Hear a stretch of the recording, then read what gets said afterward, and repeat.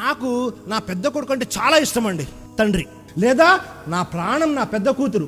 తల్లి ఏమంటది, నాకు నా చిన్న కొడుకు అంటే ప్రాణం, నేను చెప్పిన ప్రతి మాట వింటాడు, నాకు నా చిన్న కూతురు అంటే ప్రాణం.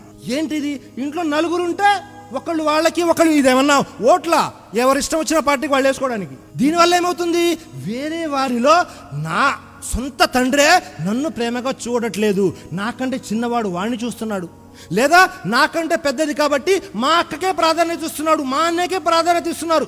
మీరే మీ సంతానం పట్ల రెండు విధాలుగా ఆలోచిస్తే వారి మనస్సుల్లో మీ గురించి మంచి ఆలోచన ఉంటుందా? ఉండే అవకాశమే లేదు.